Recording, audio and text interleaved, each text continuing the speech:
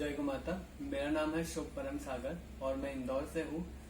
मैं graduate student हूँ। मैंने इंजीनियरिंग कंप्लीट की है fire technology and safety management में। और अब मैं यहाँ रमेश भाई दुपारेलिया के निर्देशन में उनका छाछ का जो भी बिजनेस है वो उनके साथ मिलकर संभाल रहे हैं। मेरा नाम वैभव अखंड है।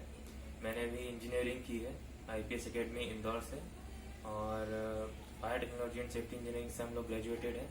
हम दोनों एक दूसरे को चाइल्डहुड से जानते हैं, चाइल्डहुड फ्रेंड्स हैं। और अभी रमेश भाई के अंडर में जो उनका बिजनेस है वो हम लोग संभाल रहे हैं। तो अभी हमारे साथ हैं वैभव और शुभ, जो कि छाछ का व्यापार करते हैं एक गांव के अंदर। जानेंगे इन दोनों से कि ऐसा वो क्यों कर रहे हैं, क्योंकि आज की तारीख में जितने भी युवा लड़के लड़कियां हैं उनकी सबसे पहली प्राथमिकता होती है कि वो पढ़ाई लिखाई करने के बाद किसी अच्छी कंपनी में जॉब करें। लेकिन ये दोनों युवा उस राह से हट करके एक दूसरी ही परंपरा को विकसित कर रहे हैं।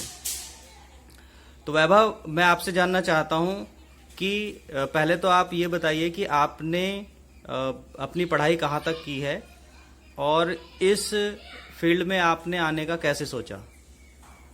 पढ़ाई हमने इंजीनियरिंग की है, बीटेक किया है हमने IPS एकेडमी इंदौर से fire technology and safety engineering में। और फिर जब अभी रिसेंटली हम लोग ग्रेजुएट हुए हैं तो उसके बाद में हमने सोचा जहाँ पर इतने जॉब नहीं थे अवेलेबल, कहीं पर भी नहीं थे।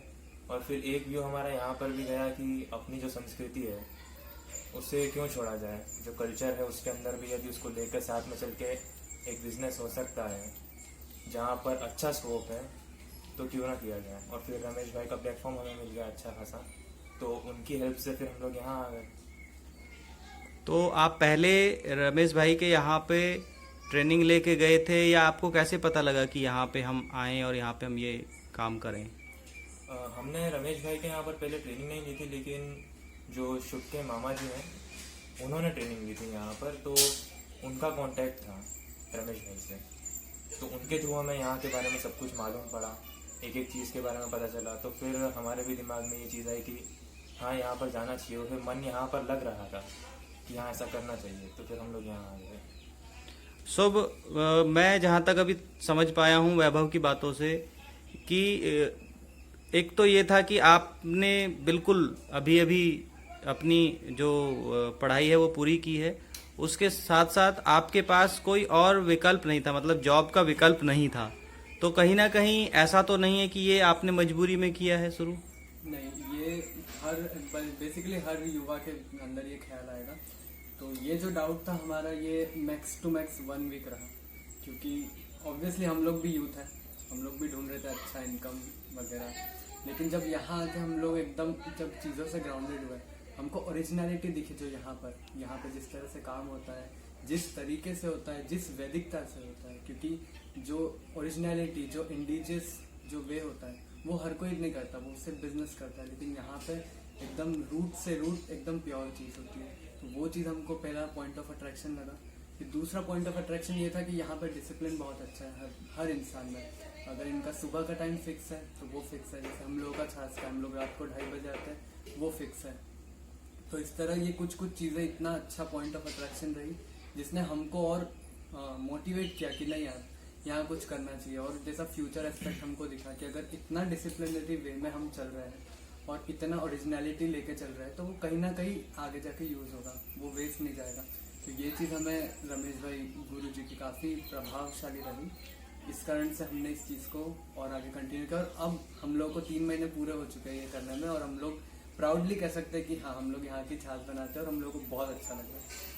तो आपको अच्छा लग रहा है ये एक बात है, लेकिन जिस परिवार ने आपके ऊपर लाखों रुपया खर्च किया और अच्छे विश्वविद्यालय में आपको भेजा, वहाँ से आपकी डिग्री पूरी कराई, आपके जो रिश्तेदार हैं, जो दोस्त हैं, वो नहीं, उनको लगता कभी आपसे नहीं कहते वो कि यार ये आप लोगों ने क्या काम शुरू कर दिया है? इनफैक्ट इसका ठीक ऑपोजिट हो रहा है। वो लोग इच्छा रख रहे हैं कि यार हमें भी आना है यहाँ पर, और ऐसा हो रहा है क्योंकि उनने देखा यहाँ पे जिस तरह से काम हो रहा है, जिस अच्छे से काम हो रहा है, और कहना तो नहीं चाहिए लेकिन इनकम भी यहाँ से काफ़ी अच्छा हो जाता है, क्योंकि जब आप एक प्रोडक्ट में ओरिजिनलिटी रखते हैं ना, तो उसकी डिमांड धीरे धीरे अपने आप बढ़ती है। उसके लिए आपको ज़्यादा एफर्ट नहीं लगाने पड़ते।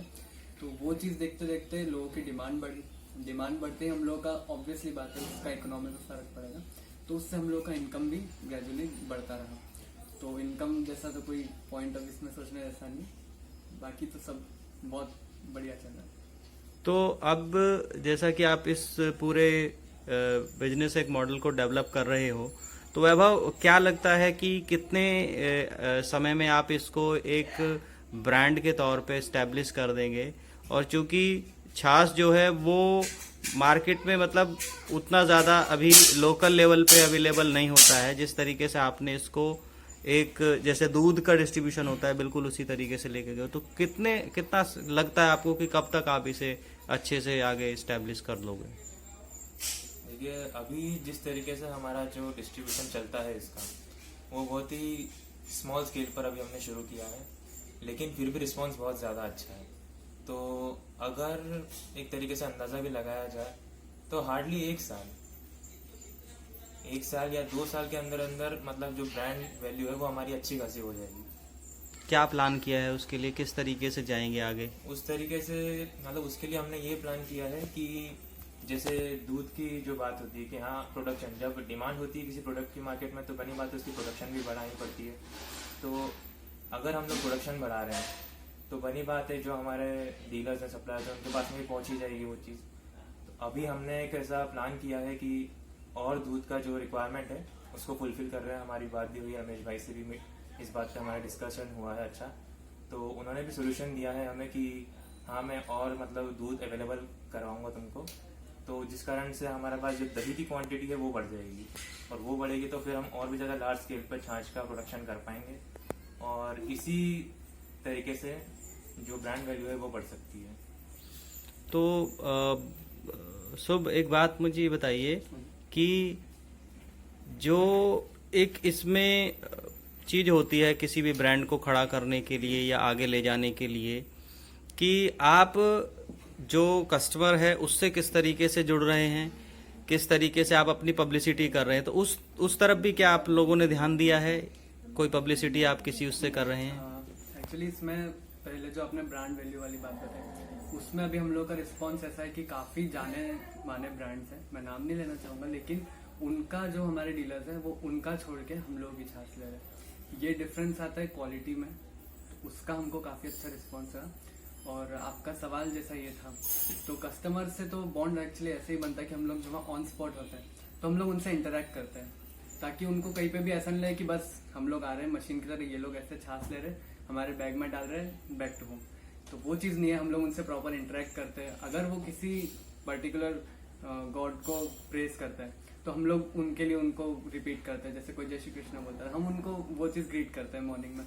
तो ऐसे कस्टमर बॉन्ड, एक इंटरेक्शन करने पे उनको एक अपनापन सा लगने लग जाता है, तो वो लोग उसी खुशी में एटलीस्ट रेगुलर आते हैं। ज़्यादा लेना या नहीं लेना ये तो उनकी नीड के ऊपर। शुभ, मैं ये जानना चाहता हूँ कि जो आपका ये पूरा बिजनेस चल रहा है उसमें आपका अपना कितना पैसा लगा है, ताकि सभी लोगों को ये पता लगे जो भी इस तरह का कोई व्यापार करना चाहते हो कि इसमें कितना खर्चा होता है? बेसिकली तो हम लोग का जो है साथ में रमेश भाई के साथ में, गुरु जी के साथ में, तो उसमें हम लोग को जो प्रोडक्ट का कॉस्ट लगता है, जैसे हम लोग को दही लगता है, तो वो पूरा हमको गुरुजी प्रोवाइड करते हैं। तो उसमें हम लोग का कोई कॉस्ट नहीं है, वो उसमें हम लोग का कोई पर्सनल चार्ज नहीं है। जो मेंटेनेंस होता है मशीनरीज का वो सब भी पूरा गुरुजी ही देखते हैं। तो एक तरह से इसमें हम लोग का पर्सनल कोई कैश का इन्वॉल्वमेंट नहीं है। बाकी इसके अलावा जो भी हम लोग का अर्निंग होता है उसमें हम लोग as per the terms divide कर लेते हैं दोनों। नहीं, जो जैसे आपके पास इसको ले जाने के लिए जो व्हीकल है, वो फिर जो जिससे आप छाछ बनाते हैं, वो फिर पैकिंग मशीन और बहुत सारे इसमें जो चीज़ें होती हैं, वो इन्वेस्टमेंट कहाँ से आया है? हाँ, तो जो बनाने वाली मशीन है वो खुद गुरुजी के संपर्क से बनी है। और जो पैकेजिंग की है वो भी पूरा उन्हीं का है। जो यहाँ जिस व्हीकल से हम लोग आते जाते हैं, जिसमें हम लोग लोडिंग अनलोडिंग सब करते हैं, वो भी हमें गुरुजी प्रोवाइड करते हैं। इवन उसके अंदर जो फ्यूल डलता है वो भी गुरुजी का ही होता है। और ये फाइनल जो लास्ट में कैलकुलेशन होता है, जितना अर्न होता है उसमें से हम लोग मेंटेनेंस कॉस्ट समझ के उसको अलग कर लेते हैं, जो कि वेरिएबल है, वो फिक्स नहीं है, हर मंथ अलग हो सकता है, क्योंकि ज़रूरी नहीं है आपको हर मंथ मशीन में खर्चा लगे। तो वो एक फिक्स अमाउंट है, काफ़ी लीस्ट अमाउंट है, वो ज़्यादा भी नहीं है।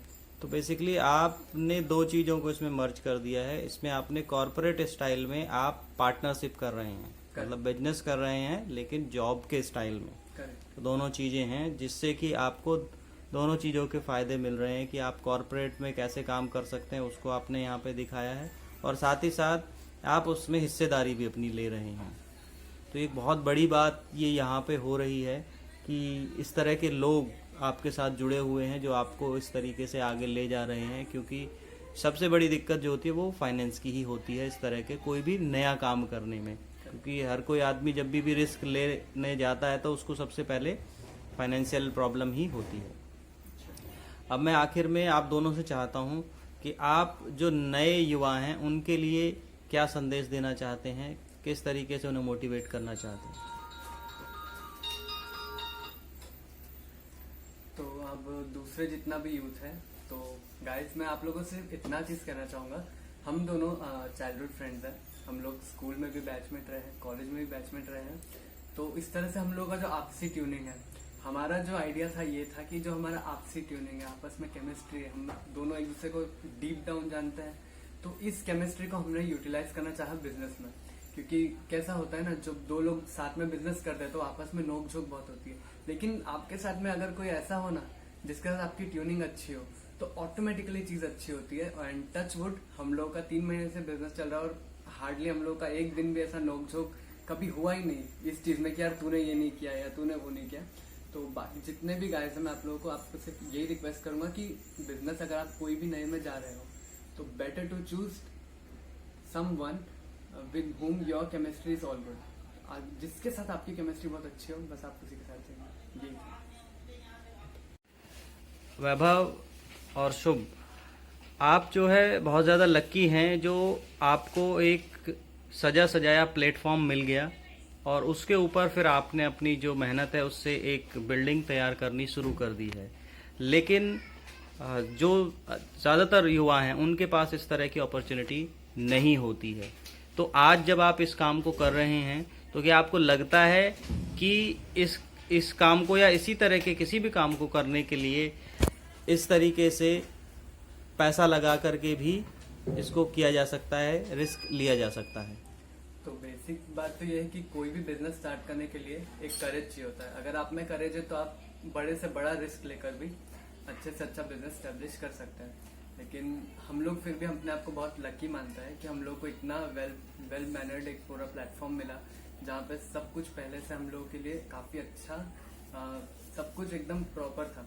और इसके साथ हम लोगों को अब हमारा मेहनत इन्वॉल्व करने में कोई दिक्कत नहीं हुआ और जो हमसे हमको इससे रिजल्ट्स मिल रहे हैं वो भी काफ़ी अच्छा है। तो मैं सजेस्ट ये करूँगा नए युवाओं से कि अगर आप 100% श्योर है तो इस चीज़ों में आप जाइए, क्योंकि जो ओरिजिनलिटी आप रखेंगे ना किसी भी बिजनेस में, भले फिर वो कोई खाने का प्रोडक्ट हो या कुछ भी हो, लेकिन जहाँ ओरिजिनलिटी और स्टैंडर्ड क्वालिटी रही ना, वहाँ ऑटोमेटिकली आपके कस्टमर बॉन्ड बनेंगे। पसंद टीवी को सब्सक्राइब करके बेल आइकन जरूर दबाएं, लाइक, कमेंट और शेयर करना ना भूलें।